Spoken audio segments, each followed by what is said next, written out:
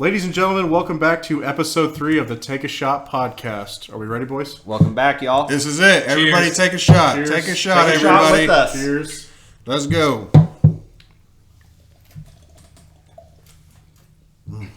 Oh, sweet nectar. What is that? Natural light Natty. lemonade. Natty. Oh, I think I just threw up in my mouth. Natty, you Okay. whore. You whore. Natty piss. Okay. So, Brown, hit us with the topic. So, we're going to start off episode 3 with some Cheifs conversation. Draft's coming up. Free agency has kind of hit its peak, and we're starting to come back down from that. So, look ahead to the draft. We're 3 weeks out from the draft now? Yeah. At Union Station. Yes, We local. We are currently recording this April 8th at 7:16 p.m. Central Time. So anyone wants to know, yes, draft I believe is like 19 days away. Yep. So Coordinates 43 longitude, 76 latitude. So Trying to dock it up or what? I don't think that's accurate. Fact check, Jimmy. Jimmy, can we get a fact check? like Rogan. thumbs, get on it. What's Rogan's fact checker? What's his name? Jamie. I don't know. Jamie. Yeah, Yeah, Jamie. hey, look that Jamie. up. All right. So let's start this with a centric hometown view of what the Chiefs' needs are and where we see the Chiefs going. So let's start, Chris. Where do you think the biggest Chiefs' needs are? If we're going into this draft, what's the 3 biggest needs the Chiefs need to come out of here? You're with? talking about for positions? Yeah, for position. Tackle. Okay, so you still think even after the Taylor signing, we got the need a one guy, tackle? but apparently we're going to use like one of our backups as like the other starting tackle. And Yeah, I don't know the if talk right now is maybe Niang Yeah. or Kennard starts at right tackle. They're high on Niang. I guess, but I don't know. Like if you're drafting a 31 and you're not going to move up, you got to draft somebody, and it's like Sure. Yes, you want to take best player available, and we'll see obviously when the draft happens who that is at the time. But as of right now, yeah, if you're talking about who's the biggest, I mean, we have to protect Patrick Mahomes. He's our best player. That's the franchise basically. Yep. Aside from that, if we could find a wide receiver that slipped late, that would be good. I would say wide receiver is probably number 2. Yep. Would you say that's your order, though? Yeah. Offensive tackle? Yes, then, honestly. Then wide receiver? Yes, honestly, because that's the thing is like I feel like we can plug in some guy that we've barely heard about, or like I said, we could plug in Sky Moore as a starting wide receiver and be like, let's give him playing time, see what he does, and we can come to that conclusion halfway through the season. Do we need to upgrade this, go grab somebody in the trade market or not? So, And then your number 3. number 3, I'd probably go.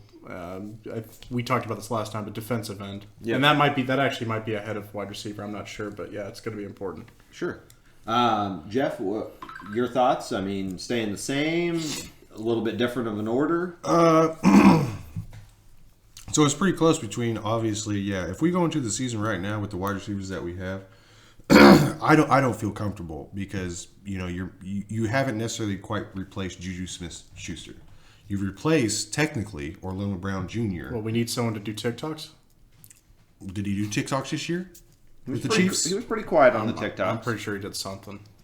I'm just saying because structurally, and I know we've all talked about the OBJ, Odell Beckham Jr., the DeAndre Hopkins, those types of signings for those types of players. I think for the organization where the Chiefs stand right now, Juju took a really, I think, he evolved. If not, he took a huge step back from himself, from where he was at with the Pittsburgh Steelers, doing TikToks, his personality, so on and so forth. To be a team guy. Yes, exactly. And that's what the Chiefs need. And so, obviously, I think for my viewpoint of the wide receiver, you can't depend on Kelsey doing what he is right now.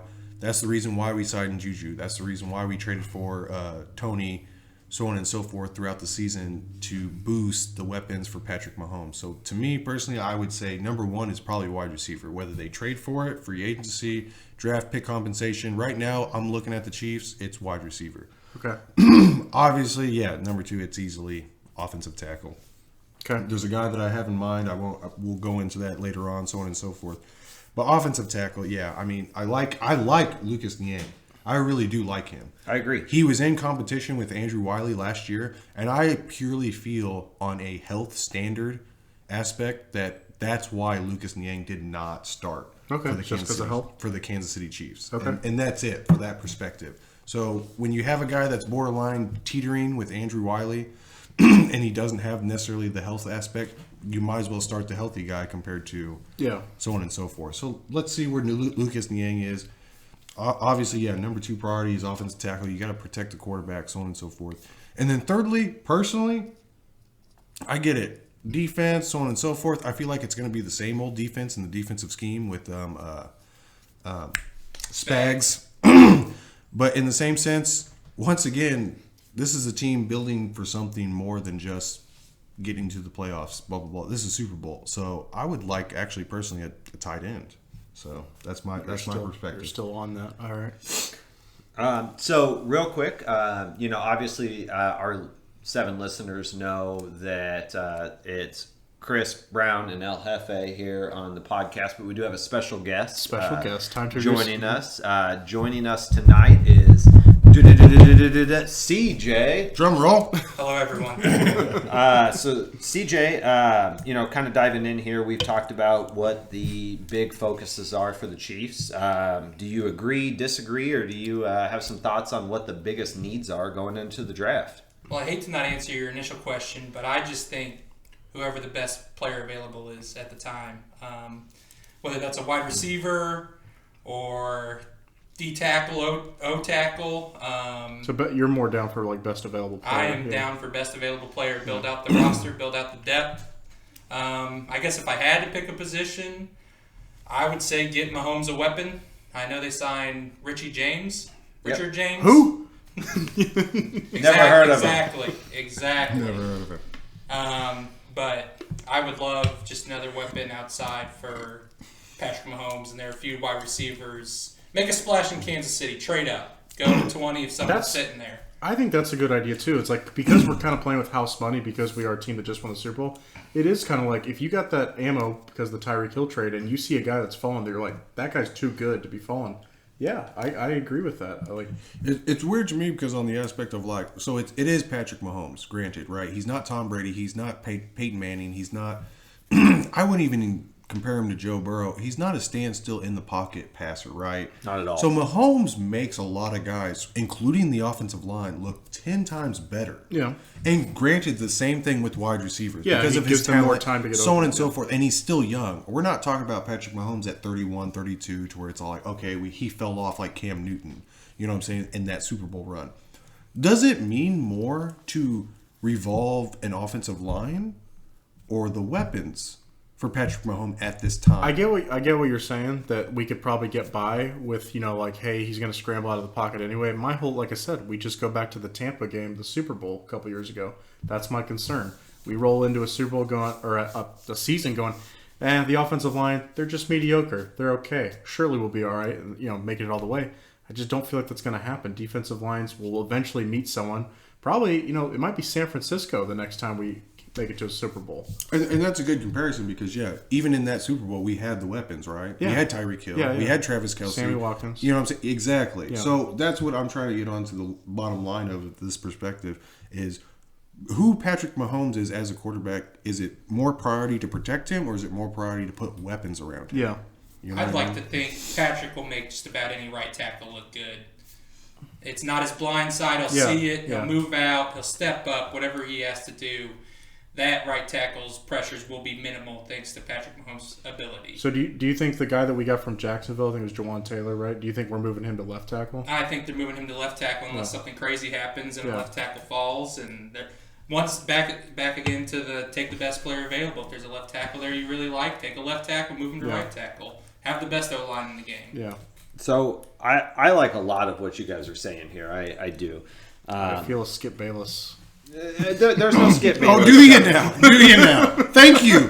Thanks, Coach. It's my turn! I think there's a lot of positives from what each of you are saying here. If the Chiefs went tackle in the first round, am I going to be upset about it? No. I think that if you want to, go find your right or left tackle and you want to make that decision, great. If you feel passionate enough about that. Personally, from my standpoint, I think the 3 biggest needs in this order are wide receiver, defensive end, and tackle. I think if you're telling me right now that the Chiefs are going to go into next season with their number 1 receiver being Kadarius Toney, their number 2 being however you want to say it, Scantling. MVS, and Sky Moore, replace those with each other 2 and 3, however you want. If that's who you're saying the Chiefs are going in with 1, 2, and 3, I'm not a huge fan of that. And kind of what you're talking about, when you say it out loud, I'm like, there's no way Brett Veach is walking into like the start of the season going, yeah, that's the 3. There's without too much competition. Yeah, there's too much inconsistency, right? Yeah. Like you don't know enough about Sky Moore. He's a question mark. Yeah. To say that, hey, we believe in him. He's going to be a number 2 in this league. MVS is not a number 1 or number 2. He's a number 2. League. I think he's number 2. I don't think he's even a number 2. I think he's a borderline number 2. I think that he showed in that Cincinnati game. Yeah, the AFC Championship game. Yeah, he played big. That he could. But throughout the season, he never played like a number 2. If you want to say that Kadarius Toney, like a lot of people are saying, is going to be the number 1 on this team, that's great. I think he has the talent to be the number 1. But he hasn't proven it yet. But he hasn't shown that he can stay healthy. So if you fast forward to week 1, and week 1 rolls around, and the Chiefs roll out MVS, Kadarius Toney, and Sky Moore as their 1, 2, and 3, and Kadarius Toney goes down with a hamstring injury, which he's prone to at this point, in week 1, and he's out for 4 weeks, you're screwed. Mm-hmm. It's funny because, not to get too off topic, but how you just said that about MVS is like, oh, he's borderline not even a number 2. But you just talked about how he stepped up in certain situations in the playoffs. Didn't we just go over that conversation with Frank Clark? Yeah. Frank Clark through the whole season. We all, and even Orlando Brown Jr., we all ripped him, you know what I'm saying, and dogged on him, saying these aren't the guys that we're spending money on, so on and so forth. It's not the guys that, you know what I'm saying, we could spend money somewhere else, get rid of him, so on and so forth. You know, why show all the bags of tricks during the season when you finally get to the playoffs? Because your team might need it. That's my thing. Is during the season or the playoffs? Well, you got to get to the playoffs, yeah, exactly. Right? And you have to secure that number 1 seed because it's so valuable when you only have one of those those buys. And if these guys were like really like guys that are in like their, you know, want to say 33, 34, 35, and they're saving it for the playoffs, I get that. But my thing is, if you weren't able to do it in the regular season, maybe it's matchup, maybe it's you got more prep time, you know, in the playoffs where you're just focused on this one team and you go extra hard in your prep. But aside from that, I honestly don't think it was a fluke that like Frank Clark didn't do shit in the regular season. I don't think it's a fluke that Orlando Brown didn't play that great in the regular season. I think that just shows, are you that good or not? And you guys kind of like, you know, were telling me the truth the last time about Orlando Brown ain't worth that money. I've heard more and more people talk about that he's not worth that money, and like it's good that he went to Cincinnati. So. Very shitty pass pro. Yeah. So, I mean, you know, I just genuinely think that receiver is probably the biggest need. And Brett Veach, in his time here in Kansas City, has never gone into a draft where in the first round he has been forced into a pick. He's never been in that situation where he's had to, hey, I have to have this position. And he's still not, because we are the defending champs, and it's, yeah, go ahead. The only thing I was going to say is the only time I feel like he was forced into a position was with Nicole Hardman, because none of us knew what was going to happen with Tyreek that year after the video or audio or whatever the hell happened that season. And Hardman turned out okay, but not worth a second-round pick. No, that's a great point. Is in that point he was really forced into that. But from a first-round standpoint, he's never gone into a draft where like, hey, I have a giant hole that I have to go and fill. Mm-hmm. He's been in that luxury of, hey, I can take that best player available. And to CJ's point, if receiver was filled and we had that receiver at this point, I'm like, great, let's roll to 31. Let's see who the best player available is. And I'm going to roll with that pick, because when you're the defending Super Bowl champs, you're not getting a blue chip player most of the time, right? Like you're not going to find that player that's a blue chip at his position. But if you roll at 31, you take the best player. I don't care if it's a tight end, if it's a tackle, it's a defensive tackle. It's you're not taking a tight end at 31. No, I'm honestly comfortable with taking a tight end at 31. If on Union Station, live, ESPN, and the Chiefs say at the number 31, the Chiefs select Dalton tight Kincaid. end. Michael Mayer. That's the guy that I I'm like. good. I love Dalton Kincaid, and I don't even remember, besides Pitts from Atlanta, I don't remember the last time a tight end was selected. There's plenty of them. I mean, I'm not going to research it right this second. Was even Hawkinson even drafted in the first round? I don't know. Yeah, he was. He was the top 10 pick. That's a very risky move to draft a tight end in the first round. I I know, understand. but when if- you drafted Kelsey at a certain round, probably like Third round. But what they're talking about is like if they fall, you're taking the best available player. So if the best available player is a tight end that's still on the board, you fucking take I him. trade down. I trade down at that point. Personally, I'm going to be honest. If pick 31 rolls around and the Chiefs are still on the clock, they're not trading out of that pick. I don't think so either. They're not. Clark Hunt's not going to sign off on this draft is in Kansas City. It's at Union Station. I have hundreds of thousands of Chief fans right here ready for a pick. He's not signing off for that. I don't think you're getting the value back if you trade back because most of the guys that would fall are guys that were initially picked to be like top 15 talent. And hold on real quick. They have, 11 picks this year? 10, I believe. Yeah. Okay, 10.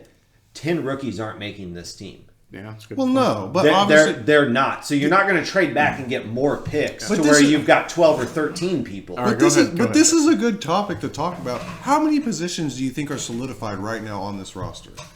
From what what is it? It's a 32 man roster or what is 52, 22 starters. So you're saying how many of the 22 are But solidified? before I even get into that aspect, I know I just wanted to prove a point, if not like bringing this up real quick. So how many yards do you think Juju got last year? I think we talked about something 900 yards. Yeah, How many yards do you think MVS had? He had about 700. He had 687. it's pretty cool. Do you know what the touchdown difference is between the two? 6-3. It's 3-2. Okay. Juju only had one more touchdown. Guess how many targets Juju had more than MVS? Probably about 30. It was roughly about 20. So the aspect of MVS can't be the starter, add 20 more receptions to that. He's borderline a Juju Smith-Schuster. And granted, I agree. I give Juju the credit because if Juju didn't get hurt, he's probably 1,000 yards. No, but I agree with you. I on agree that. with you. They're kind of interchangeable. And I'm not saying MVS is a number one starter. Out of all 32 teams, so on and so forth, unless you're like the Texans, a borderline, just throwing the season away. Yeah. MVS is probably a number one for that team. For us, But on a good team, he's a number 2. like I said, guess who's the number 4th receiver was for this team this year? So let's see. Kelsey was first. Juju was second. yeah. MVS was third. Guess who number Hardman? Guess who number It was 4 it was McCole Hardman. No, it was not. Guess what Hardman is? He's probably 5th. He's like 7th. or Okay. 8th. So The number 5 receiver for receiving yards for this team and even touchdowns, if you want to consider that too, which he was second on the team, Jared McKinnon. Yeah. Then you have Watson, the rookie. Watson. Watson, yeah.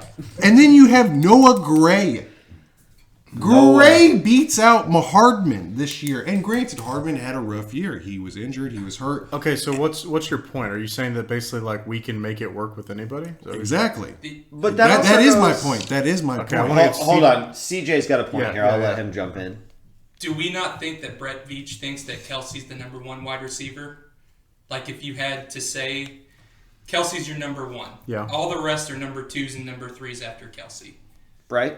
I think that's the way Brett Veach thinks, which is why he's not going to be too anxious to trade up to get a wide receiver unless there's someone he really loves. And that formula just worked because we Yes. just won the Super Bowl with guys that were kind of fill-ins. It just worked. But one thing that I have learned, and I'm sure all of you guys have learned, is Brett Veach is always thinking to the future. He's always a year ahead of things, right? Mm-hmm. So how much longer do we think Kelsey's going to play realistically at a high level? I think 2 or 3 years. Yeah, I think we did this last time. What is he? 32? He's 32. Yes. Yeah. He'll be 33 when the season starts. How old was Gronk when he retired? Anybody know? He's Well, They're he the same retired a age. couple They're the times. same He age. retired a couple Gronk times. and Kelsey He are the same retired age. a It's couple fucking times. It's Then weird. Yeah. He retired once, came back, then retired again. And I thought he came back. So again. at some point, you have to start thinking of who's going Yeah, to the replace next one. Yeah, and it doesn't have to be a tight end. No, you, correct. You can replace Kelsey's production With a star a wide receiver if we got one. Right? Yeah. The only thing between those two is that I think Kelsey's had a little bit healthier. Granted, yeah, he still gets hit Yes. hard, but compared to Gronk, And he's got Much healthier. Yeah, I think compared to Gronk, there's some highlights that if you go out there and look at, man, motherfuckers are trying to light Gronk up so bad because Gronk is that big motherfucker. And Kelsey's shifty. And yes, Kelsey is he is the receiver. And Finesse. Kelsey's a better blocker. No, he's not. Without a doubt, he's a better blocker. Kelsey than is Gronk. better blocker than Gronk. Yes. I will die on that hill. So are we all in agreement to that? I'm not saying that. No, he's a better blocker. He Well, he's was still technically playing, and Gronk's not, so I guess he's a better Well, yeah, at this I point. mean, if we got to pick the best blocker, it's Kittle. But Well, that's yeah, just- but I'm saying through the history of their careers, I'm like, No, you're no, telling me Gronkowski is a better not blocker history. than- At their prime, Gronk is probably a better, but Kelsey has progressed into a better blocker today. But so are you saying I that? don't Are you know. saying like Gronk's last year, which is what it was last year, not this last year, but the year before?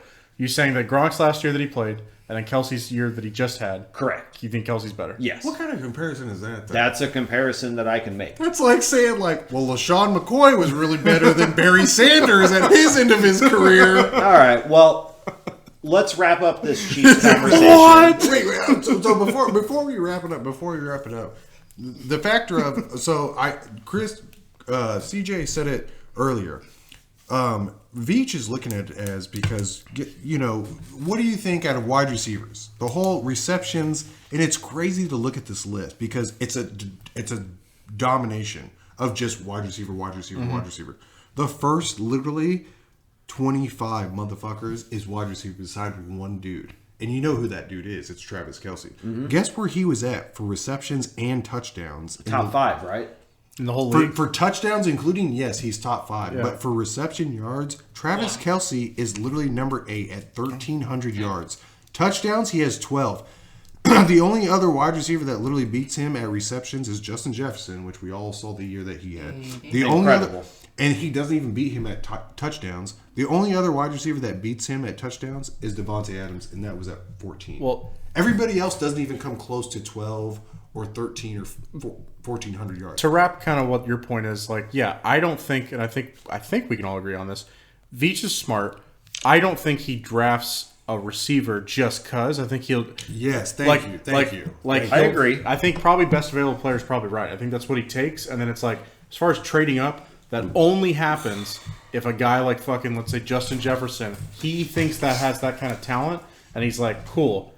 He's still available, like, let's say 14. Can we get that guy and trade, like, I don't know. But not everybody has that perspective on a wide receiver. I'll end it with take Quentin Johnson. And granted, Okay, so I told this aspect. Bayless. I told this aspect earlier to Caleb, and I'll tell this to you guys right now. I wish right now we take the first pick and we take both of our second picks and trade into next year's draft to get the top 5 pick to get Marvin Harrison Jr. because that is the ultimate. And I would love that aspect, but realistically, we're not getting Quentin. And honestly, I think just talking about that, because we are like in a win now mode, it'd be better, honestly, to just have something that can help us this year as opposed to like being like, hey, let's just let's punt on this year. Steer the ship to this year, and then next year, bam, here we go. Let's get the track start running again. Sign Odell. Odell's going to New York. We'll get into that in a minute. How dare you? Let's wrap up the Chiefs conversation. We'll go around the room real quick. And who are we picking? Hold on. So I want to get everybody's opinion on what's the most likely scenario. You're going to stay, you're going to move up, or you're going to move down, and who's your draft crush for the Chiefs to pick? Okay. So, Chris, we'll start with you. So Go the other way. Okay, I think that we stay at 31 because honestly, I don't think any of the guys. I don't think there's going to be some guy that has huge talent that just falls. I just don't see it this year. I think the guys that are at the cream of the crop are going to stay there. So I think the guy that we'll be looking at that he might fall to us maybe is Lucas Van Ness out of Iowa. If we could get that dude, edge rusher, I would love that. He's not far from KC. Probably be cool, but Midwest guy, whatever. But pairing him with Karlaftis as our edges of the future, with Chris Jones on the inside, I love that fit. I think it makes more sense that way because the wide receivers, I'm with CJ on this one. If you're going to go wide receiver in the first round, if Quentin Johnson is still on the board past 10, I'm looking to see if I can move up because that dude I do think is that good. I do.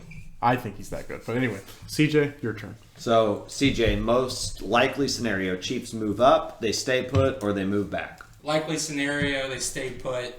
Draft best player available, probably D-line. I like Chris's choice.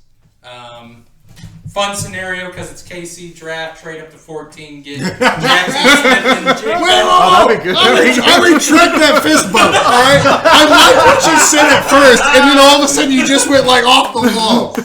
Future picks, what? All right, El Jefe. So obviously, yeah, right now where he stands currently, he's at 20, 21, so on and so forth. Offensive tackle, Darrell Wright for Tennessee. I love the aspect of, there you go, bam. You replaced him. And once again, you have competition. You have, you know what I'm saying, Andrew Wiley and Lucas Niang. Wiley's gone. I'm saying before year to this year. Yeah. Now you have Darrell Wright, rookie, against second year, third year, Lucas Niang. Is he a right tackle or left tackle? Right tackle. Yeah. Okay. Second year, Kennard, Yeah. the other competition. Yeah. There you go. Bam. That's competition. You have another rookie. And then you're building also into the future. Granted, once again, I told this aspect earlier, if that available pick is not, if he goes sooner, then and your best available pick is not within your reach, why pay somebody the money in the first round when you can trade down? And I get it. Okay, that puts us at 12. That puts us at 13 picks, so on and so forth. But you know what? Who's still out there that you can still trade for with those picks? DeAndre Hopkins. So Mike Evans. Yeah. So on and so forth. I mean, You think Mike Evans is available? So here's my thought: is if the Chiefs go into draft night and they have an addressed receiver, would it surprise me if? Let me rewind. If we go into draft night, no, don't do this. Who you drafted, motherfucker? hold on. Kansas City's going to make a splash on Thursday night of the draft. It's inevitable, right? It's inevitable. It's bound to happen. It's going to happen. You can't trade down So to if Kansas City. So if the odds in Vegas and they're like, hey, blah blah blah, you're putting $1,000 on, $10,000 on them trading up, right? They're making a splash. They're making a splash. Okay. Whether that splash, I hope so. Whether that splash be they're moving up or they're trading for a player. So in last year's draft, right, 2 wide receivers got traded in the first round. That was AJ Brown and Hollywood Brown. I see you're already thinking forward to Ayuk, and I like it. I love the idea of Ayuk potentially being available for the Chiefs. Mm-hmm. So if the Chiefs trade for Ayuk on Thursday night, I love that move. Absolutely love it. He fills what the team needs, right? So I'll throw that out the window for a second and say that doesn't happen. So either way, the most likely scenario in my eyes is the Chiefs are moving up because they're going to make a splash. They're going to do something special on that Thursday night. The draft's in Kansas City, defending Super Bowl champions. They're doing something unique that night. Trade Travis Kelce. They're not doing that. Get out. So if they move up and they don't trade that pick for an existing receiver in the league like Ayuk, I think they're trading up for a receiver. And my draft crush for the Chiefs, this draft is so unique because Quentin Johnston is really the only big receiver in the first round. But you don't like him. I like him. I love him. But he's not your pick. Who's the other guy you talked about? He's related to, or if not, he's compared to DK Metcalf. He just didn't have the 40 time. That was Mingo. He's more of a second round style. Okay. But if the Chiefs are going to move up for a receiver and they're going to invest in a receiver in the first round, the guy that I like more than anything, USC, Jordan Addison. Love Jordan Addison. I think he fits this offense beautifully. I think he complements this. And if you look at draft charts of like trade values of where the Chiefs need to get up, so if Addison falls to like 18 to 21, they're going to have to give up their second round pick to get there. It's going to be their first and their second pick. Do it. I'm fine with that because of the conversation that we were just having. They have, 10 picks this year? Yeah. If a guy like Jordan Addison's available, and we can get in range to get him with our first pick, yes. They're not taking 10 rookies onto this team. Right, yeah, like you said, we don't have the room. We don't have how the many room rookies for did they have on this team this year? I think they, had 8? I don't know. 7 or 8 rookies that made the team and played significant stats for this team. Because You had. What makes you think they don't try to do that again? They just don't have the space for it because of all the young guys from last year, and then the existing guys that are on the roster. They just don't have room for another 7 to 10 rookies to make this team. They just don't. Well, and that's why earlier I said that's a good concept to look at. So, like, quarterback, obviously, that's definitive. You got Patrick Mahomes. Halfback, what? You got Pacheco? You got Pacheco. Receiver. Why not draft B.J. Robinson? No, not gonna happen. You don't have McKinnon. You only have Pacheco, a 7th round halfback. You still have Clyde on this roster as of today. Okay, we got Are one. you secure with that? Are you secure with Clyde and Pacheco for the rest of the season? We'll get more into this later. Well, once again, and I'm not saying like fullback, kicker, and punter are obviously not necessities that we're going to draft in the first round. Tight end, you have Travis Kelce, so we're pretty solid on that. Obviously, I had different opinions through this podcast that people wanted to draft a tight end in the first round. Me at 31, I'm not even talking about If 10 or if Mayer slips from Notre Dame, yeah, I love Kincaid. I'm not even. Kincaid's a freak. Once again, I'm not even talking about 10 or in the top 20. You're talking about drafting a tight end at 31. Okay, whatever. That's right. Opinions different. All right, let's wrap this. Yeah, wrap it up, Box from Chappelle Show. You need to wrap it up, B. No, but that's what I'm saying. You talked about, okay, well, they can't do all these rookies on this team, on this roster. won't. Well, they just did it last year. They did, and that's why they can't do it this year. So you're secure. So you're secure with everybody on this roster as of right now. No, but there's not room for 10 rookies to make. Yeah, this like team. he's saying, like No, if there's we can, not room for everybody on this team. Is there room for that many rookies? Possibly. Sure, but you're not going to shed contracts that cost this organization money. Why not? Because they don't have the cap space to do that, to absorb money. I mean, they have a certain amount of cap space if you have the right picks that fall into play. It's just not going to happen. I would guarantee you right here today, 10 rookies are not making this team. And I understand that because 10 rookies didn't make it last year, but in the same sense, you just said 8 rookies. So you're talking about 6 rookies aren't making this show. at one point. All right. Like I told my little brother, let's wrap it up. Let's wrap it up. B. All right. All right. On to the next topic. On to the next. All right, welcome back. Our next segment, but before we get to that, all right, ladies and gentlemen, get your shots ready. This first one is my birthday shot. Apparently, this smells like pure gasoline, but we're gonna roll with it. What is this? Oh, you're gonna die. What'd you call it? Blue Flame? Blue Flame. You could light that shit on fire. Yeah, it smells terrible. So okay. You want to light it on fire? No, I really don't. I have the lighter. Let's do it. Cheers. Cheers. I want to see his reaction. Oh, yes. God. And for you folks at home, do a shot with us as Chris has to do another one because it's his birthday. That's the lucky win. If you don't hear Chris for about 10 minutes on the pod, it's probably because he's in the bathroom puking his whole stomach up. It's fucking terrible. It goes down the same way it comes out. So On fire. Can't wait. Blue flame. yeah. Oh, folks, I'm not gonna lie. do a shot with us. I'm not as gonna we, lie. That shot start. that you're taking now actually might be a chaser for the shot. I don't know that I've ever done a shot. That's as a usually chaser. not. That's usually not how it works out. But Oh God, that was terrible. Okay. All right. So this next segment, if I can spit it out with a bad taste in my mouth, the next segment is we're gonna do Brown's projected top 10 of the draft, and we're just gonna react to it and give our thoughts and opinions about it. So Brown, hit us with number 1 pick. So, for some reason... who's drafting? Carolina Panthers. So, for some reason, these guys allow me to be the draft expert around here. Not sure how that happened. That was very sensual. Well, what I just did right. We're planning on getting you a Mel Kiper wig. Oh, sorry. Todd! Yes, we get it. Mel Kiper is a vampire. He's been alive for 2,000 years, and yes, he Him and Rick is. Pitino.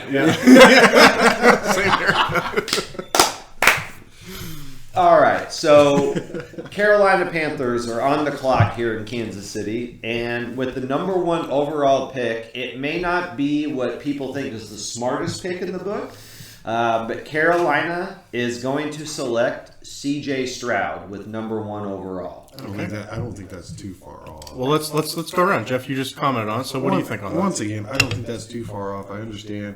Everybody's always talked about Bryce Young, so on and so forth, and the typical starter for the NFLs, so on and so forth. C.J. Stroud, to me, and I get it, the history of Ohio State quarterbacks, you haven't really had the luck of they get drafted as quarterbacks, they're not really starters. If not, they don't even. I mean, ultimately, I hate to be like this, but they pass away. Anyways, Bryce, no one's saying anything. This is really awkward. Just let him sit it. Well, this got awkward. So, anyways, that's what I'm trying to get at. I get it. Maybe this is the year.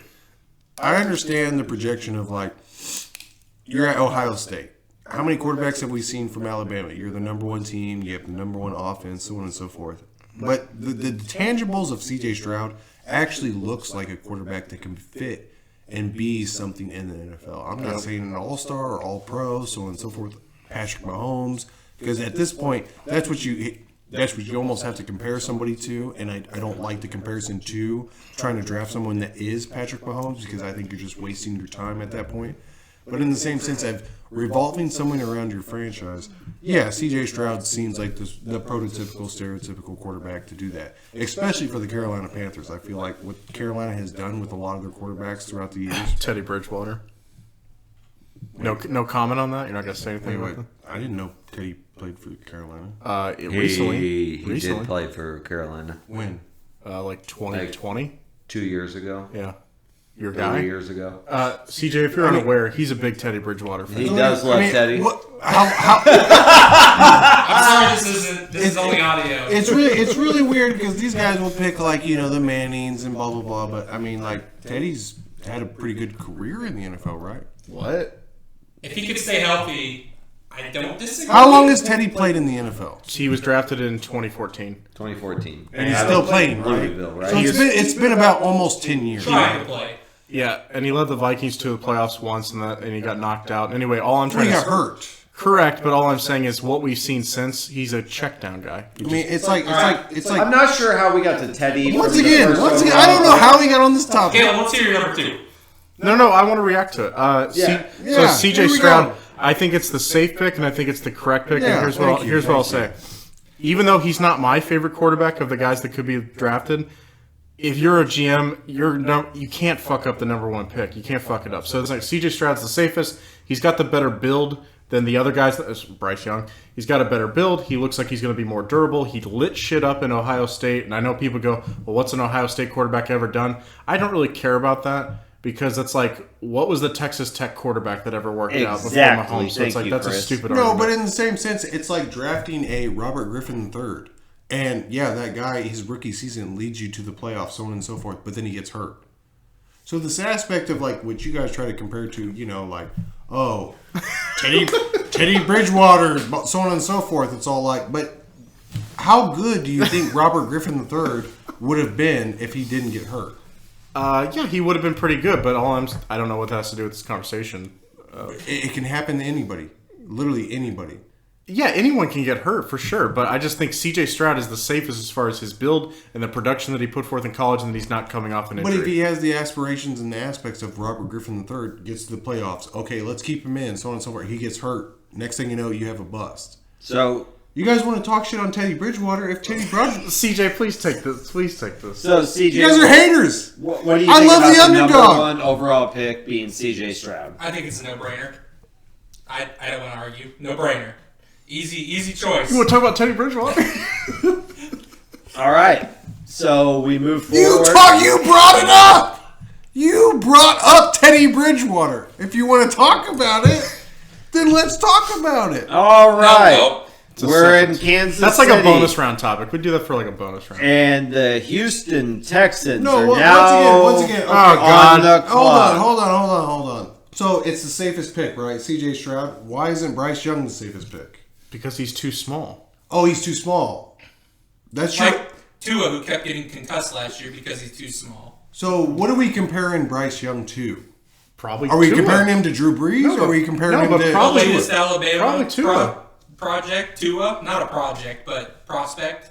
I would think. A smaller guy that, granted, like I said, we haven't seen Bryce Young get injured. Yeah, but in the same sense, how many years did we see Bryce Young at Alabama, and how many years did we see Tua at Alabama? Well, we've seen Bryce Young, I believe, 2 years at Alabama. Is it 2-2? Yeah, because 2 and 2. Mac Jones got drafted in 2021, so yeah, it should be 2 years. 2 and 2. Yeah. But your second pick, who'd you go with? Who'd you Texans picking Bryce No, Young? who's your first pick? Is it CJ? Yeah. First overall to Carolina is CJ And Stroud. then you had Texans taking him. And then I have the Houston Texans are on the clock, and they select Bryce Young. And your reasons for them taking Bryce Young is they need a quarterback. They need a quarterback, and the best quarterback prospect on the board at that point is Bryce Young. Yeah. Okay. So what do you guys think about Bryce Young going to the Texans? Jeffrey? Yeah, it's more of on the aspects of CJ, like he said. That's the safest pick.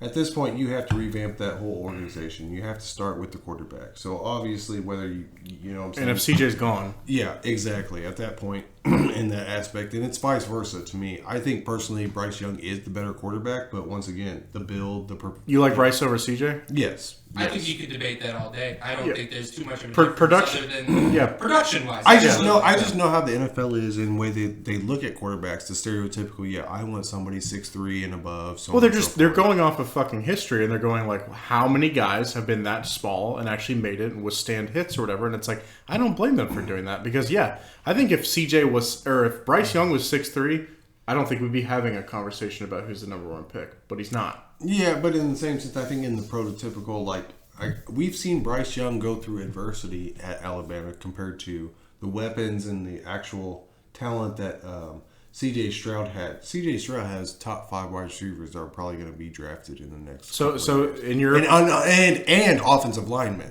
I mean, I know we're reacting to Brown's draft, but in your opinion, if you're Carolina, you take Bryce Young number one. Personally, yes. Okay, I think because of and maybe once again, and I'll reiterate this.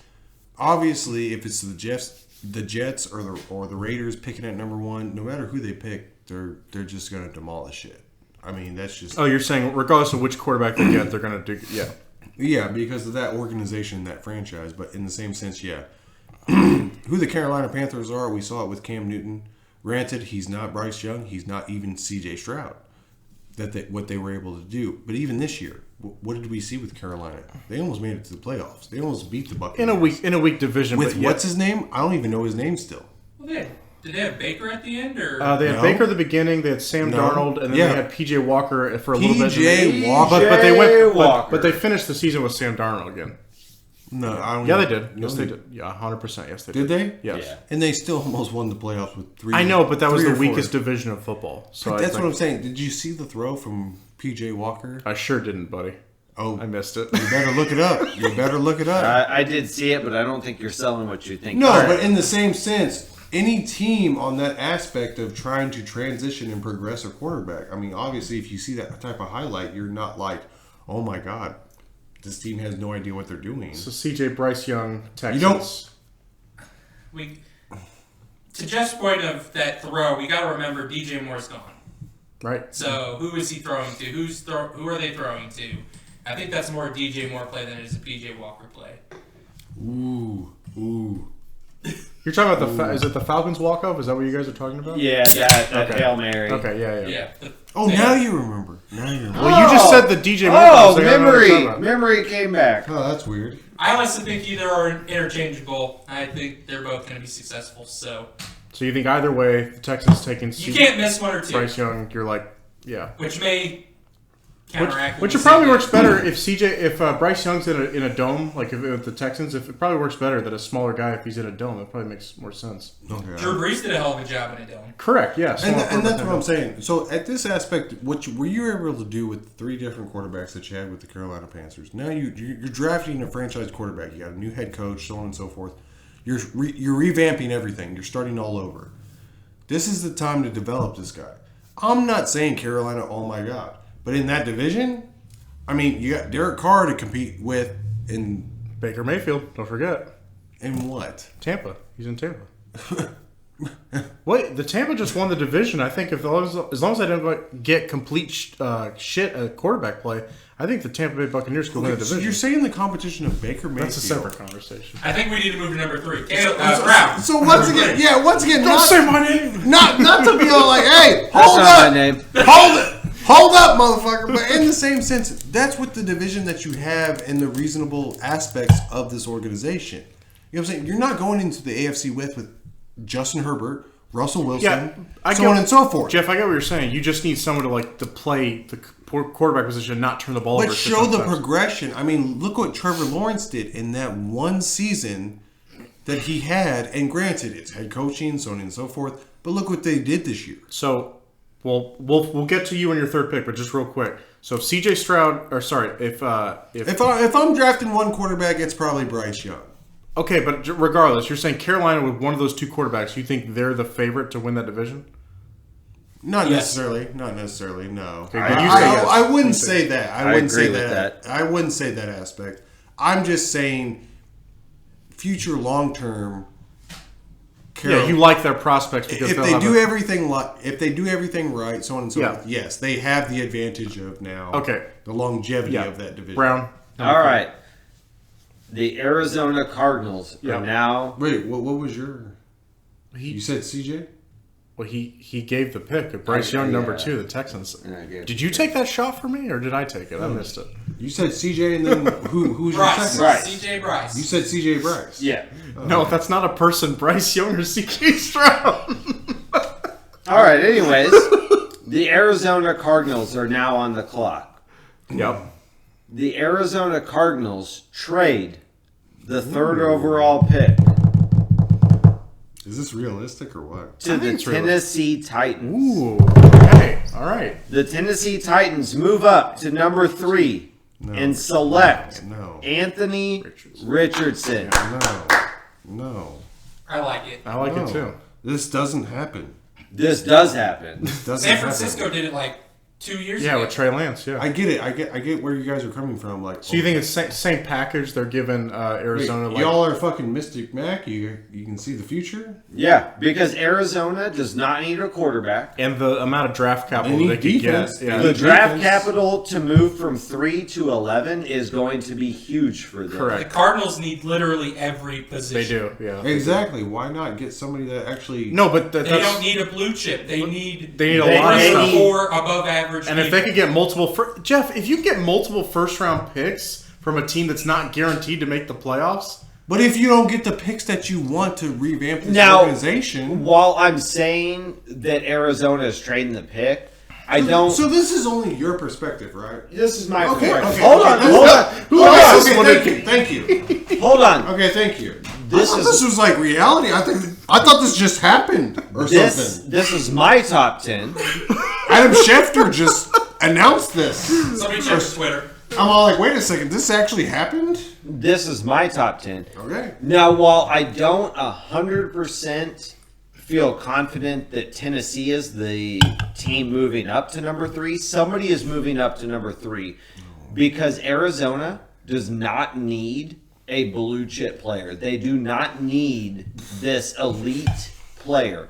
They need to stack like what you're their team. real on. quick. Hold What on. you're, No, no, hold hold on. on. I got something real quick. What you're saying is they're not one player away, which I agree with. Yes. correct. They need to stack their The team. first two teams aren't one player away.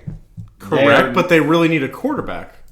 Arizona does. That's Ari- the last position Arizona needs. Arizona can benefit from other teams needing a quarterback, and they can benefit from other And- teams thinking that Anthony Richardson is an elite prospect. And I like your trade because you didn't do a lot of what the draft experts are doing. Is like, what if Indy moves up one spot? I'm like, they're not going to give up insane draft capital No. to move up one spot. But a team like Tennessee, that's like, we're kind of in no man's land. That if we run it back with Ryan Tannehill, we might make the playoffs. Are we winning the championship or even making the AFC Championship game? Probably not. So yeah, I agree with that point. Yep. So So let's react to it. they select Anthony Richardson. All right, Jeffrey, you got a lot to say. Oh my god. I don't even. One word. What do you think of it? One word? He's One a word. bum. He's a All bum. right, I'll give you 3. What? I was about to say, you can't give me one word because I'm all like, I get it. You traded away A.J. Brown. Yep, he's gone. Granted, Yeah, he you is still with have Ryan Philadelphia. Tannehill, right? Still have Derrick Henry. Yeah. Once again, you still have Derrick Henry, right? Yep. I'm not saying the Titans are foolproof. Okay, we're just one pick away. Yep. Why deplete all the picks and everything? Why not wait for the aspect of Tannehill's gone? We relieved cap space, so on and so forth. why? I don't understand this. Brown, he's asking you. This is a direct question. Yeah, personally, this is almost a direct question of why not almost draft the needs that you have at defense and studying from that. Tannehill's going nowhere. Derrick Henry's going nowhere. Unless all of a sudden, once again, we see these miraculous trades that some team... Do you think a team at first round is going to trade for Derrick Henry? So you just answered my question without me having to answer this question.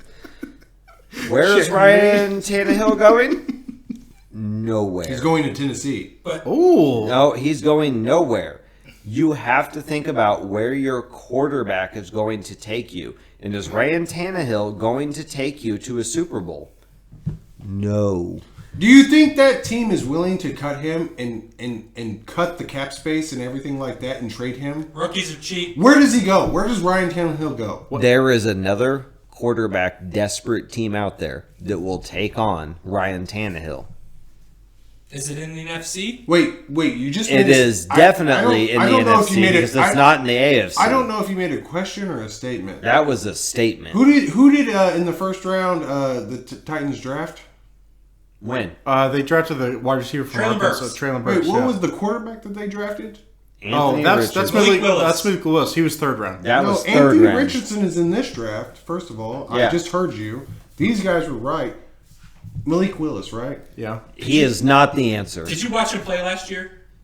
No, but I'm just saying you're willing to take that. You're willing to take that. I am willing to chalk that up as a loss that I drafted. So what do you do with Ryan Tannehill? You get rid of him via trade. To who? CJ, you look like you want to say something. To who? Anybody who needs You get that, and once again, you're living in a fantasy land. No. Anybody, we're not playing Madden. I'm not playing Madden. Brown. On 2023. I got something. Is it not possible, and Jeff, I'm asking you as well, is it not possible that if the Titans do what he's saying, they trade up, they get Anthony Richardson. Trade up for what? No, they're getting Anthony Richardson. That's who they're getting, the quarterback of their future, who they want to build around. Okay, is it not possible they could do what the 49ers did, which is saying, we got Ryan Tannehill, he's kind of like a Jimmy G, that he can, steer the ship. Can they not have the season start with him and then go, we'll turn it over to Anthony Richardson when things go bad, or let him learn from Ryan Tannehill? You can't do that. Or is it even like, I know Mahomes is a little bit different, but is it a year that you roll with Tannehill as your starter? No. And then next year you roll it over to Richardson? Richardson is a project. No. Yeah. He is not a day one starter Because in his the NFL. stats were not good. You think Richardson all of a sudden puts them in the playoffs, right? That's not what he's saying. That's not what he's saying. He's That's saying what the the upside. organization is looking at. This organization is literally looking at, okay, hey, Tannehill is not the guy, right? You look like you're dying inside. No. I would just say they wouldn't have traded A.J. Brown if they were looking at the playoffs. But once They're again, looking at the future, why but- draft Richardson when you don't have any prospects, you don't have any weapons? Derrick Henry wants a trade in himself. You're looking in the long term. Right, You and that's- are looking at the long This is not term. the time to do that. This is It's not 100% No, it's the not. time to do that No, if it's you're not. Tennessee. If you- And you still have Derrick Henry? Go ahead. No, go for it. I think, yes, but Derrick Henry is old. I think you missed your Super Bowl window if you're the Tennessee Titans. Well, obviously. I think obviously. us all being Chiefs fans, we all watched Tennessee versus the Chiefs last year. Malik Willis is not the answer. He had like 6 pass attempts because nobody trusted He was him to awful. pass. Yeah, he was He awful. was absolutely. He can run, Yeah. but Richardson because of projected out can run and pass. because of the offensive scheme. Yes, but scheme that up also in the NFL too. there's a reason they schemed it up that way because they don't believe Malik can pass. But it's hard to run the ball with the quarterback and in the same sense run the ball with the halfback. There's a reason why the halfbacks in Baltimore don't get as much yards as Lamar Jackson because Lamar Jackson is first option. If he doesn't see the pass, he's gonna run it. Yes, absolutely. And even those halfbacks aren't Derrick Henry. You're looking for a old school offensive scheme. Run first, heavy, and then find a quarterback to pass the ball. And maybe that's good for this year. And once again, like you said, Malik Willis might not be that guy, right? It's gonna be a And that's perfectly fine. Why spend the amount and the picks and the money of that aspect that you already have Ryan Tannehill to think that's going to revamp, that's going to regenerate the aspect of this team and this offense. Tennessee has a long way to go from going to Super Bowl contenders in 12 and 13, whatever the aspect was that they went a couple years ago, to now rebuilding. So, Jeff, I'll add this. Out of any prospect, As a business manager, the only thing I say, as a business, you're absolutely wrong. As a person to yourself and a fan, that's absolutely fine. We can do this all day. As a business, Anthony Richardson sells tickets. Yeah, because he gives Does you. he? I think he does because he's the hottest prospect at the moment from everything I've seen. Jeff, he might not be the guy that you're like you can build around. He might not be that guy, but he gives you hope that he has a chance of hitting his ceiling. He's got a high ceiling and a low floor. There's a wide range that Anthony Richardson could become. He could become a huge bust. You're like, man, he can't pass for shit. We don't know. But he could be that guy that's like a bigger Jalen Hurts that basically be like, he can run the ball like crazy and his arm is fucking massive. And maybe he can be that guy for the Tennessee Titans because Ryan Tannehill ain't that guy. And that's the hype that'll sell tickets. I will wrap this up before we move to the number 4 pick. The reason that I put Anthony Richardson at that point is because I think out of any player, not just at the quarterback position, at any position in the NFL, draft in 2023, Anthony Richardson has the highest ceiling of any player in this draft. Hell yeah. Yep. Agree with that. For what though? For anything, he has the highest ceiling. He has the most accurate arm. He has the most. It's not that he has the biggest arm. He's the biggest freak of talent. Where you're like, Yes. if he reaches his potential, you're like, he could dominate the league, win A an MVP. team is going. I get it. So like, okay, you draft the next Josh Allen, right? Yes. He could be leading NFL highlights for the next 10 years. Yeah, but Nobody Josh would be Allen surprised. hasn't won no Super Bowls. But if he gives you a chance to win a Super Bowl, that's what you want. You want your window to be wide. And if he gives you teams a are going to take a chance on that potential, and That's somebody. why all these teams are drafting these quarterbacks. All I'm saying is when I'm doing my top 10, Carolina or Arizona is a perfect trading spot because somebody is going to, after those first 2 quarterbacks go off the board, somebody is going to say, I have to move up to get Anthony Richardson. Yeah, for sure. I have to. That is the next best player on the board, and that is the best prospect on the board. What is Arizona drafted again? They're right now they're number 3. They're number 3. Why doesn't Arizona trade their pick? That's what he just said. That's what I just said. Arizona's trading Who's number fourth? 3. Who's fourth? That's We're what gonna we're get to going that. to get All right, get to it, Brown. Perfect segue. Get to it. That's what I'm saying. I just don't get the aspect. Because next on the board. Arizona's already drafted a quarterback, right? Why? Yeah, because Arizona has Kyler Murray. Yeah, they're Kyler Murray. not They're not drafting drafting. a quarterback. They just signed him to a stupid deal. Now, don't get me wrong. I don't think Kyler Murray's the long-term answer like everyone else does. But yeah, it's like you got him. You already paid him. A bunch You of already money. paid him. You're not That's drafting what I a don't quarterback. get. That's what I don't get where you guys are getting at. It's like why you have something already established. It's Jeff. Because It's they the need leverage. more It's- than one position. Yeah, it's the leverage. It's the amount. If they can get multiple first-round picks for that number 3 pick, that's worth giving up and being like, I'll move back 8 spots, like he said, and going, I'm going to get 2 more first-round picks out of this, possibly, depending on what they give up.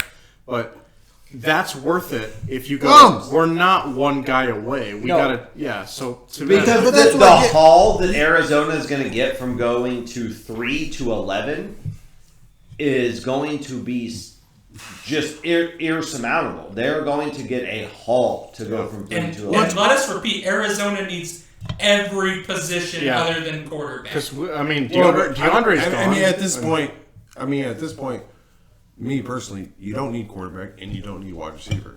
I think they might still need a wide receiver because DeAndre looks like he's going to be gone. But then that still leaves, 20 positions on the roster? Yeah. I mean, All right. you have the Let's safety. All right. let's let him get to Yeah. number 4. Let him. So get let's to go to number 4. The Indianapolis Colts are on the clock. The Indianapolis Colts select Will Levis. Will Levis, Kentucky. The only reason why I agree on this pick, so I'm not gonna lie, because the Colts look like that stereotypical I'm gonna draft a tall white quarterback. It's not a terrible take. He might be the next Peyton Manning or Andrew Luck. Yeah, he's white. Besides Jacoby Brissett, when that one year when he was like, "Oh my God, this guy could be MVP," and then he got hurt. So it sounds like we can wrap this up short and sweet. Because, I feel like we're all in agreement that Will Levis is the pick. Nope. No. Okay, so here's what I gotta say. You're good. Oh my God! Wait a second. You weren't good with Ryan Tannehill. You weren't good with Ryan Tannehill, but you're good with Matt Ryan? I didn't say that. That's not what I said. Yes, well, let's see what you say. Can I talk? Okay, they need a quarterback, yes, but this is where I'm going to jump in. You have 3 quarterbacks already taken. In my opinion, Hendon Hooker, when you look at the tape, yes, he's coming off an ACL. Hendon Hooker so you're is drafting so much a quarterback. Yes, but Hendon Hooker is better than Will Levis. If you watch the tape, they're not comparable. Will Levis has a big arm. Hendon Hooker's got a really good arm. Hendon Hooker's accurate. Will Levis is not accurate. Hendon Hooker doesn't turn the ball over. Will Levis does turn the ball over. I thought you were going something besides. No. They need a quarterback. But my thing is, like, if you got one guy that looked great on tape, another guy that looked okay on tape, and the difference is, like, one guy tore an ACL. Well, guess what? You're not a running back. You're not a wide receiver. Phillip Rivers played an AFC Championship game when his ACL wasn't even intact. So it's like, that's bullshit. No, I know, but I'm saying, like, you don't, as a quarterback, if he's accurate, can stand in the pocket, make good decisions, and throw the ball where it needs to go, he's got a good arm, that's what you need. So I get it, the value might not be right, but I'm just saying, if I'm the Colts and it's Will Levis or Hendon Hooker, I'm taking Hendon Hooker. I know nobody else is on the same topic, the only thing I can say for the Colts organization and franchise is obviously, they draft Peyton Manning, they draft Andrew Luck. They're like white guys, I get it. Well, no, not even that aspect. Have you seen Jim Irsay? The fact that you're able to draft quarterbacks and actually make them in. Once again, okay, so You're able to draft quarterbacks and make them into something and progress them. I talked about this with Caleb in the very beginning before we did the podcast. If you're the Jets, you're drafting quarterbacks and you're just going through them. You don't know how to develop them. You don't know how to put them in the scheme, in the offense. You're the Raiders. You look at Derek Carr, and he's a mediocre quarterback. And you look at him as like, oh my God, he's the savior of us. That organization drafting Will Levis or whoever it is, I understand for the Colts and Indianapolis as an organization because of the fact that you're able to develop quarterbacks. And that's the only foolproof system that I have for Indianapolis because, once again, you got Peyton Manning. You got Andrew Luck. Yeah, you've got any quarterback literally in the past, 20 years? Yeah. Technically, that you've drafted and you've turned into a franchise and all-pro, and if not, borderline, if Andrew Luck wouldn't have retired, he would have been a first ballot Hall of Famer. Yeah, for sure. He just didn't play long enough. We're at 30 minutes right here. I just want to let's kind of go into let's speed go round. through 5 through 10 and see if we have any disagreements. Your mother. So, real quick, I'll touch on Will Levis. I understand that Will Levis may not be the, favorite pick for a quarterback position, but from everything that I've read and I've heard, the Colts love Will Levis. And I feel, honestly, if the Colts had the number 1 pick, they're going to take Will Levis. They love that guy. They're enamored with that guy. That's their guy. Okay. So, we go to Seattle. Number 5. The Seattle Seahawks are on the clock, and they select Will Anderson. Love it. Yes, thank you. Okay. Best pick of the fucking draft. And perfect fit. Yes. Pete Carroll, defensive guy. Yep. He's not going to be afraid to take a defensive guy that high. Yeah, love it. Love it. That's absolutely great. Love it. Detroit is now on the clock at number 6. Detroit needs some secondary help. They really need somebody to step up on the back end of that defense. They are going Devon Witherspoon. Okay. Look, that offense is transcendent. Here's my objection. I know Jalen Carter's got legal trouble, but how impactful he might be. If I'm Detroit, who's their D tackles right now? Can you guys name them? I can't name them. Okay, cool. I take Jalen Carter and I go, I'm rolling the dice on yes. Let's be honest. He didn't kill anybody. He just was a part of. Whoa! I think the case is still up, open. Okay. Innocent until proven guilty. It sounds like he's going to still be able to play. I don't Well, I think mean, he's it's I have a feeling Jalen will still end up somewhere soon.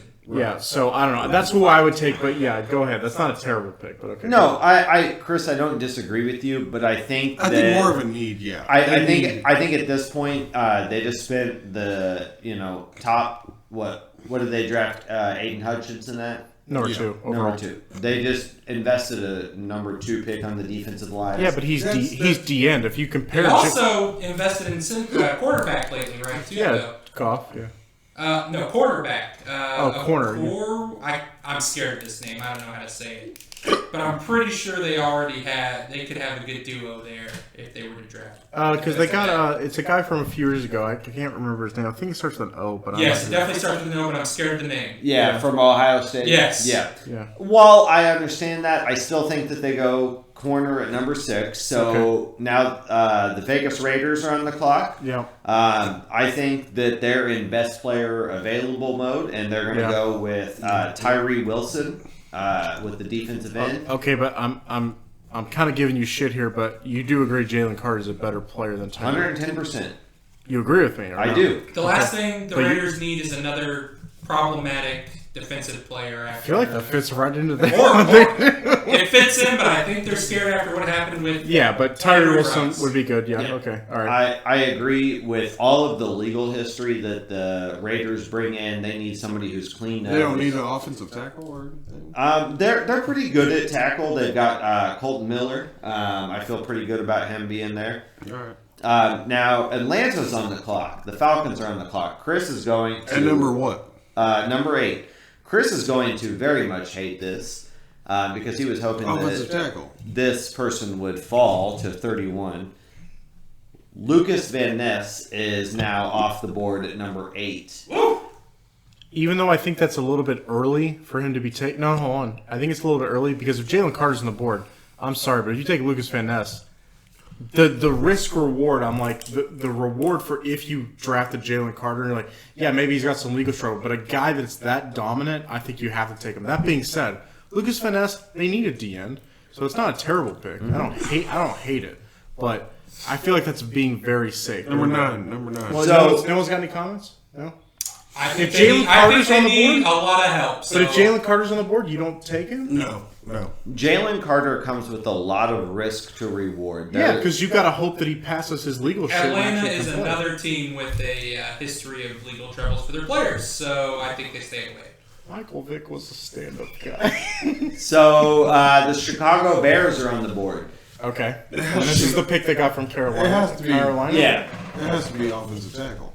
So Carolina has decided, or Chicago has decided to invest in their quarterback, Fields, right? Mm-hmm. So they have decided to invest in left tackle Broderick Jones. Very nice. What? Here's my Excuse problem. me? He's Who? got good measurables, but Peter Skoronsky from Northwestern. Shorter arms. Yes, Don't- thank you. We agree on this one. Yeah. Wait a second. What's I don't, going on here? If you look at the tape, I don't know how you take Broderick Jones over Peter Skoronsky. Because of measurables. He's got shorter arms. He doesn't fit what the Bears want at left What tackle. the hell does that mean? If you read what the Bears like longer tackle. Who did you say? He said Broderick Jones from Georgia. Yeah. You got Paris Johnson Jr., you got Darryl Wright. You got so many people better Wrap than- it up, What? bitch. That's fine. When draft nights come, All right, you know what? Fuck yourself. What's next? The Bears like longer arm tackles. That's just what they like. They drafted Tevin Smith or Tevin whatever. His All I'm last saying name is Peter Skoronsky is going to be a steal for somebody. But go ahead. I do like exactly. Skoronsky, but Thank you. guys, when I'm doing this as a realistic. No, I got you. I know. Not just the best player. And I can't wait for the night because, when he gets picked over Peter, I'm going to be livid and I'm going to. I try to give you guys the best case scenario. Okay, that's perfect. All right. With the last of the top 10 picks, the Philadelphia Eagles select. And this is the pick they're getting from the Saints. It is Quentin Johnson, ain't it? Jalen Carter. If he falls that far, Eagles defense is scary. That's man. fucking ridiculous. They just took the kid from Georgia the year before, and then Jordan Davis. And if they're like, we'll let some of those free agents go, and they're like, yeah, we'll just do Jalen Carter, Jordan Davis as our D tackles of the future, that's terrifying. It is. But when I look at like the way the draft board falls and the teams that are picking, I don't see Jalen Carter going before 10.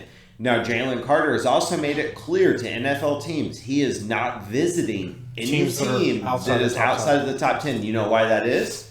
Because he is confident that he will not go past the Philadelphia Eagles. I agree with him because the Eagles are the team that's like, even if they're number 10 pick that they got, so their first round pick from the Saints, their number 10 pick, if that blows up in their face and it's a bust, they do not care. It's not that they don't care, but you agree, like they can still compete for a championship. So it's like they don't need him to work. All those crazy ass Eagles fans will be excited and not care about the potentially checkered past. Yeah, they can roll the dice on this one, and I agree with you that if any team's going to take a chance, it would be the Eagles. That makes the most sense. Yes. And that's fucking scary because like their D-line was already good, and even if they lose some of those free agent guys, that's still terrifying because like their offense was already great and borderline unstoppable, and their defense is like, if you can control, that's how you win games. That's how you win games. That's how you win championships. You control the D-line. Yeah.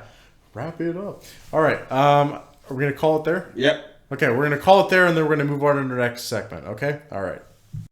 All right, in our next segment, as we open with a shot, let's get it, boys. Everybody else take a shot, please. Yeah. Oh. We don't want to be alone. And this is Jaeger, so if you got Jaeger, drink it, and if you don't, you're a bitch. Fuck you. Steve Jobs did not die for this. God, why did you make that one so big? That is That's what a she huge said. Oh, God, that tastes good. So much better than the gasoline I drank earlier. Okay. Yeah, whatever that blue flame is, good Lord. Yeah. I recommend you all try it. All right. Oh, God. It's a big recommendation. So in this segment, we're going to be talking about NFL offseason moves, which ones like we want to ponder as far as which players haven't been dealt with, as far as if they're on the trade block, free agents maybe that are still available, or just in general teams that we're happy with what they did. So let's start with Aaron Rodgers. So I've heard that, the Jets, it's still, they're waiting after the draft because it makes the most sense where they don't have to give up their number 13 pick. Who did they say won? Oh, wow. Your boy. No. Losing the hype. Not No, his but boy. No, but I'm saying your boy, he's losing the hype since he lost. Unanimous decision, I know. Which means your boy lost the hype. Okay, so if Rodgers isn't going to get dealt right away, they're going to wait till after the draft. Did you guys hear that 49ers rumor? I did. I did hear that the 49ers may get in the Aaron Rodgers sweepstakes. Isn't that smart for them? If you feel like No. if you have a complete roster and you're just like, we just need a quarterback that's actually good. Yeah. Yeah, because if, let's be honest, right here today, if you had your choice next season for 1 year, Brock Purdy or Aaron Rodgers? Not even close. I'm taking Aaron Rodgers. I'm taking Aaron Rodgers, without a doubt, right? Yeah. Yeah, I don't think there's any question. And that's- you've got, 2 cheap rookies, and you could eat that contract, that Aaron Rodgers contract, pretty easily. Because if you're the 49ers, you should be thinking like the Chiefs in the sense of like every year it's like, hey, this is our window. We got to make the most of this. So. Especially with that defense, and you just traded for Christian McCaffrey. Like, you have to treat every year like this is our year. So if the 49ers don't have to give up first-round pick to get Rodgers? But see, that's... Do you really think they're not going to give up first round? That's where I think the hiccup is right now with the Jets and the Packers, is I think the Packers are holding pretty tight. I think the deal would already be done if it was for a second rounder. Packers have all the leverage. All the leverage. Packers have no reason to trade Rodgers, right? Yeah. It's funny that you say that. I don't think necessarily the Packers do have all the leverage. I agree with Jeffrey. Then what's the leverage on their point, Jeffrey? It's not a leverage thing right now. I don't think right now. The draft has to... Once the draft happens, you'll see what people are really willing to give up. Because that's the thing.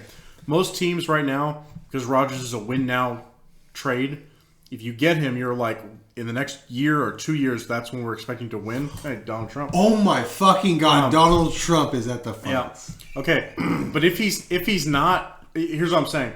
Wasn't he arrested? I heard. Just Did you see his face? Yeah.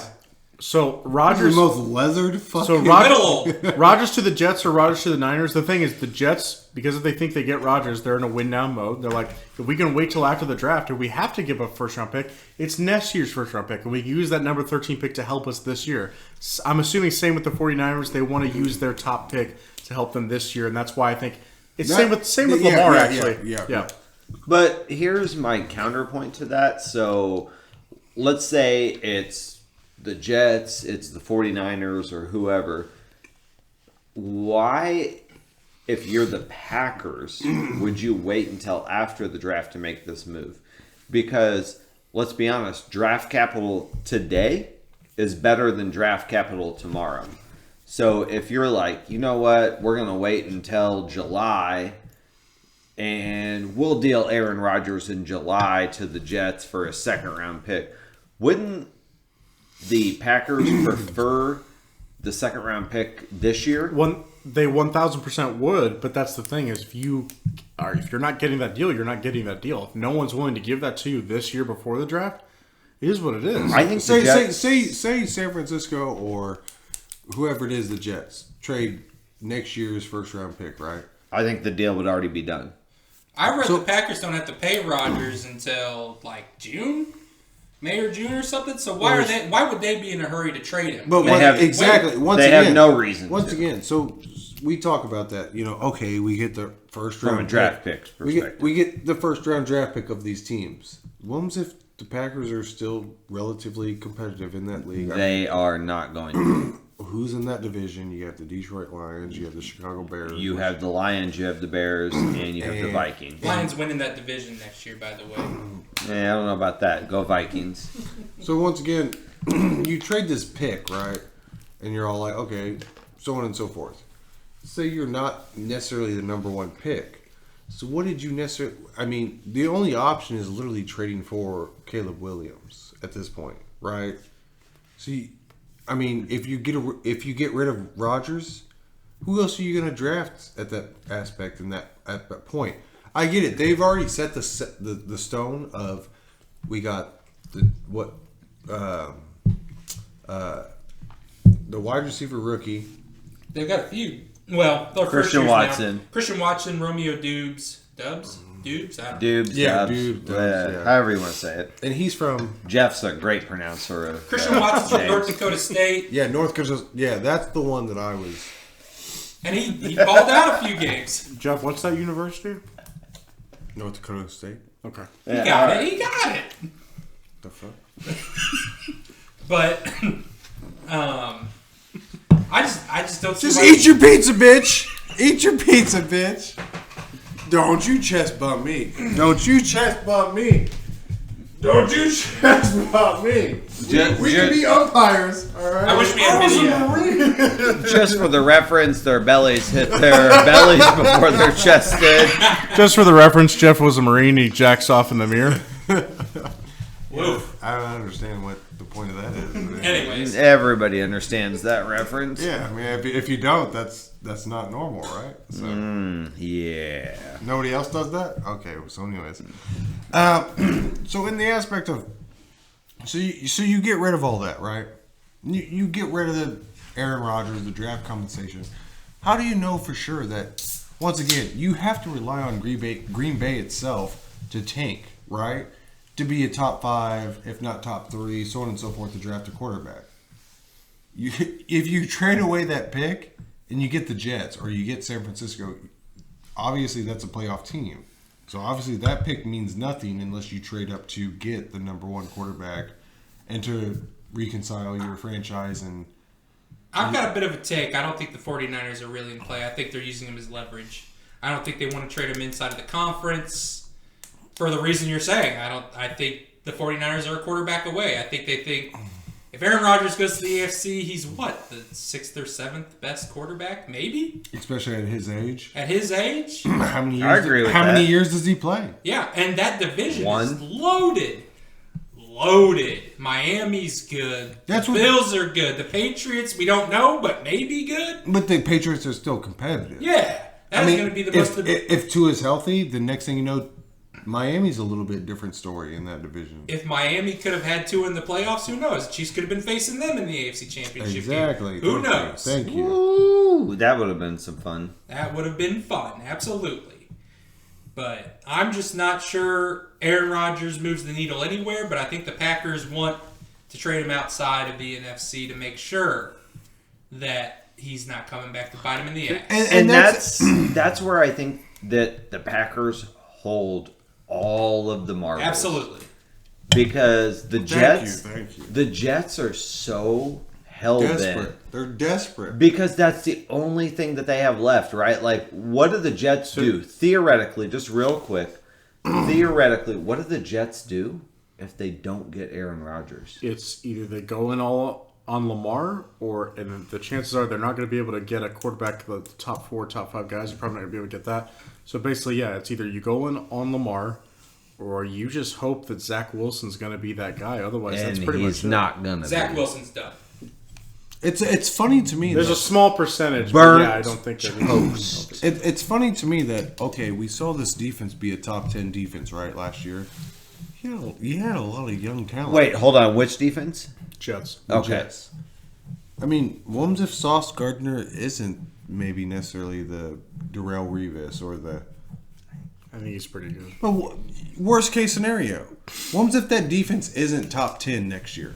I mean, yeah. You relied literally everything on this year of that defense being top 10, right? I'm not sure defense wins you championships anymore. But you need a good defense, but I don't think you need a great one. So come next year, you get Aaron Rodgers, and that defense... And if it regresses a little, I think at worst it's 13th, 14th best in the league. To rely on something on an organization and a franchise that says, hey, we're top 10 defense last year, blah, blah, we got a lot of rookies, we got a lot of young talent, so on and so forth. But the fact that you still rely on that, it's like, why would you rely on a young defensive team? Because that's your strength. That's why they're relying on it, because it's their strength. We're not talking about the Steelers. We're not talking about the Ravens. We're not talking about the Patriots. We're not talking about San Francisco. It doesn't matter. That's who their best players are. Their best players are on defense. That's why they would rely on it. To be fair, Mark Sanchez took a Jets defense. Well, the But- Jets defense. But who was on that Jets? Who was on that Jets defense? Yeah, back Who was on that Jets defense? back-to-back It wasn't AFC Sauce champions. Gardner. It wasn't rookie cornerbacks. It wasn't rookie defensive linemen, so on and so forth. Now- that's what I'm trying to get at. Is Where- that why would you invest? It's not like investing in Patrick Mahomes in the offense. You're investing in a lot on a young rookie defense. Where I will side with Jeff on this is look at what the Jets have on offense from a skill set position. They got Breece Hall. Now, granted, he's coming off of a major injury, but Yep. Breece Hall was on pace to win Rookie of the Year. What, first 8 weeks? First 10 weeks? Probably, yeah. Like, he was going to win Offensive Rookie of the Year. Phenomenal. Fantasy-wise and everything. And then... I had him in fantasy, by the way. Yeah, and phenomenal. then- yeah, well, your phenomenal. fantasy team sucked. And you cheated. And I you cheated. won our You fantasy cheated. league. What are you talking about? You cheated. Cheater.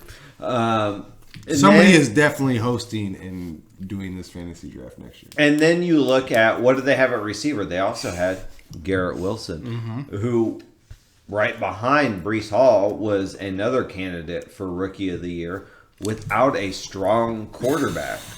Like, you put those two weapons out there with a good quarterback, I like So that you're making offense. a case for Aaron Rodgers. Yeah, no, I'm making a case for Aaron Rodgers. Here's what I want to say real quick.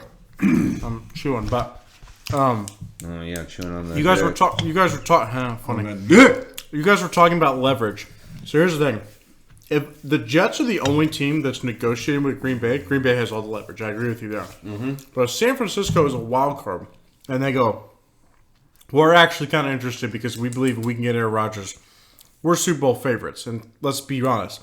If they can get a quarterback that actually could like do something for them besides Brock Purdy, I know you like Brock Purdy a lot, Jeff. You put him like your top 10 quarterbacks, which crazy. Yeah, that is. I Crazy. just put him over Trevor Lawrence because I was That is trying to what? trying to prove a point against Cade. Okay, but anyway, Yeah, well, your if point another lost. if another team can get into the fold, then Green Bay doesn't have all the leverage because basically, if the Jets can go, there's another team that wants him.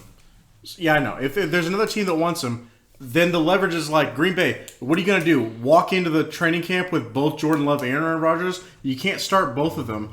And Aaron Rodgers is going to cost you like 50 or 60 million on your cap. So it's like, if you really want Jordan Love as your guy, you got to move him. So that's the only point that I'm making. On to Lamar Jackson. So let's take a second and talk about Lamar here. Okay. We're up against the clock, so let's talk a little bit about Lamar. Let's just open this up. Jeff, what do you think? we're not going to ask thumbs. He's like, Jeff, yeah. what do you make of the little activity with Lamar at this point? I mean, he basically has a open free agency and nobody's offering him anything. What do you take of that? Obviously, you son the repercussions of him not having an agent, him being selfishness. I mean, we saw it last year within the draft, and we brought it up earlier in the topic. You traded away your best wide receiver, Hollywood Brown, and then you expect He's a bum anyway. You expect this guy to what? Lead them to the Super Bowl? At least Arizona got DeAndre Hopkins.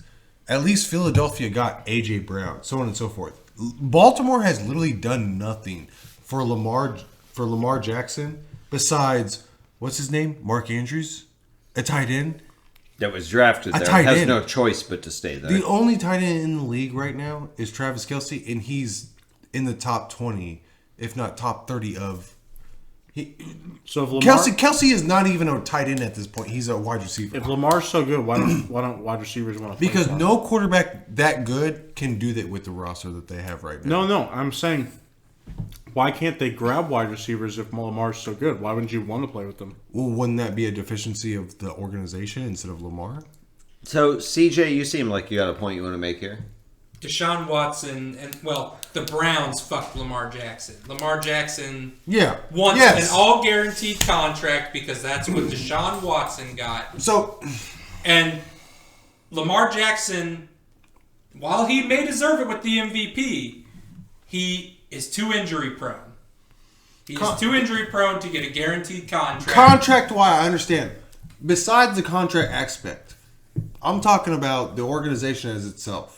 Why would you trade the number one wide receiver for that franchise away and then expect Lamar Jackson to just lead you again? Because Hollywood Brown's not that good, let's be honest. So then what do? What are your expectations for that franchise? I guess you expect Lamar Jackson to be Mahomes and make everyone around him better, and you build around the run game. But he's not that guy. And then once again, look, we just talked about it with Patrick Mahomes. Patrick Mahomes is that guy. Patrick Mahomes almost has the same deficiencies as Baltimore does. Besides, Mark Andrews obviously is not as good of a tight end as Travis Kelce. We all understand that. Mark Andrews is probably what, top 5? Top 3. Exactly. But besides wide receivers, right now going into the season, it's almost the same aspect. I know, except but for the maybe MVS, Tooney. I know, but you want to hear something crazy? And this is not to do with weapons. This is just how good you are. Patrick Mahomes has 9 times the playoff wins that Lamar Jackson has. And I understand that, but Lamar doesn't have the wide receivers. Jeff, if Lamar had our weapons, he's still not winning 9 playoff games because he's not. And that's your opinion. That's That's your okay, opinion. dude. If you want to, you watch Lamar, you think he's as good as Patrick Mahomes. Okay. So I'm going to wrap up kind of the Lamar take here. So Arthur Blank, the owner of the Falcons, very rich and smart man, came out and... Who gives a shit? Wait, what? The Falcons. Come on, hurry up. Anyways. What? The Falcons? What do we... The Falcons came out and said that, hey, we're not interested in Lamar, not because he's not talented, not because he's not special and he's not unique. All right, where the organization's going, right? Nope. Because we can't depend on Lamar to be there for 17 games a year. Hey, we would love a player. And Arthur Blank, the owner of the team, the guy that's writing the paychecks. That doesn't make sense because you couldn't depend on Marcus Mariota depending on him for something. But you're not paying But you're Marcus not Mariota paying- $200-something million guaranteed. That's but right. in the same sense, what's the difference? Because It's $200-something million you guaranteed. get a better record with Lamar than Marcus. Yeah, but he also came out and said, like, hey, we would love to have Lamar, but for that price point, we aren't paying. Because you're not that good of an organization We're to not, revolve Jeff, around Jeff. Lamar. We're not paying Lamar Jeff. to come into Atlanta and play 7 to 10 and games win a Super year. Bowl. Win a Super Bowl. It's not even the injury aspect because when you give Marcus Mariota Do a chance, you think that Lamar going to Atlanta wins Atlanta a Super Bowl? it does a better record than they did It last does year with a Marcus better Mariota. record. A better record, but it's not good enough to win a Super Bowl. That's your whole They goal. win that division and give themselves a chance. I agree with that. Exactly. I agree with Thank that. you. No, I agree with that. I Thank agree with you. that. But did they win a Super Bowl? Well, no, obviously not because that's- because you have the Eagles, so on and so forth. But the fact that you want to say, "Oh, we don't have the competitive edge," So- in the I didn't say the that- reliability of an injury on Jeffrey. this one person, Jeffrey, you didn't even have that with your fucking bum starter in the begin with. can't two things be true? Can't. No, it can't. You're not even listening to what my options are. If Lamar took over for the Falcons, Yeah, you didn't listen to his options. if Lamar took over for the Falcons in the starting with this season, we would all agree the Falcons are better. They're astronomically better. Yeah. And they're probably going to win the division. I think they would win the division if they had Lamar. That being said, that doesn't also mean that he's worth $200-something million guaranteed, because if you do that, Lamar can't even make it to an AFC Championship game on a rookie contract with the Ravens. That's weird because it's the same topic that we're talking about with Aaron Rodgers. Aaron Rodgers has made it to NFC Championship games. Did with he the do Green it Bay. last year? He didn't do it last year. You're right, but So did why not. take the chance if you're the Jets on trading for first round and second round? because picks? Aaron Rodgers has won a Super Bowl, and I haven't seen Lamar Jackson do that. No matter One how time, long. one time. When was that? One time When is was better that? than zero Okay. When times. was that? Lamar has never even made it to the AFC Championship. Real quick before we wrap this up, and we're going to go just a tad long, I don't want an explanation from everybody. I just want a real quick, who is your biggest winner team-wise from the offseason thus far? Who's your team that has won the offseason thus far? Where you want to start? I'll start. Carolina. Carolina? For what? Why? What? Coaches, they'll have the number one pick. The trades. That division is weak. I That's just very think interesting. they have all the pieces in place to win that division and give themselves a chance. I disagree. Porter? Give me 1 second. I got to look at the teams because I got to think. Okay, well, wait, while you're taking time, the Chicago Bears. Because they Chicago traded Bears. the pick. What? Because they traded the pick for the Carolina Panthers. They got a number one wide receiver to help Justin Fields. They have the number one cap space. They have the number one picks in the draft, so on and so forth this year. They have the cap room to make moves. I mean, so on and so forth. It's the stereotypical in the offseason. We saw it last year with whether it was Minnesota, whether we saw it with the Los Angeles Chargers. I mean, this is the time for the Bears. We saw it with the Detroit Lions. Look at the Detroit Lions right now. This is the time to revolve around your quarterback. The Philadelphia Eagles that went into the Super Bowl this year, you made moves. You made moves. You're going to build around your quarterback. Here we go. Let's go. Let's do this. Okay. So on and so forth. So my pick is the Las Vegas Raiders. You guys could be like, that's fucking crazy. Here's What? why. Here's why. Jimmy G is a better version of Derek Carr that's more consistent. Same version. And he's cheaper than Derek Carr. Worse version. On top of that, you He's got just rid of Italian. You got rid of Darren Waller, who you got draft picks for. Who Darren Waller wasn't healthy at all last year. As someone who had him in fantasy, he was fucking terrible. He never even fucking played. Your fantasy team sucked. That's why I won the whole thing. But okay, Because you cheated. okay. But anyway, Collusion. the Raiders, as far as an improvement, I think they made a drastic improvement off of just going, okay, we got Jimmy G, we know what he is, and we can spend money on other places. I think it's a big fucking improvement, and they got rid of a guy who's not worth the fucking money that they were going to have to pay him. So I'm going to tell you who was right out of this situation. CJ. You said the CJ was correct. Who'd you take, the Panthers? Because Carolina Wait. upgraded. What you said? CJ? Yeah, CJ. Oh, you're double tapping Carolina. Yeah. Okay. Because Which is weird, 'cause I was Carolina, like, wait, you didn't pick a team. because Carolina upgraded a head coach. Yep. They're going to get their pick at quarterback. I agree. Yeah. Now, granted, they traded away their number one receiver, but they also brought in two guys that are going to replace the production of DJ Moore with Adam Thielen and DJ Shark. Did they though? They've got a great defense. Did they? And I think that How old is Carolina Adam? is How old is Adam?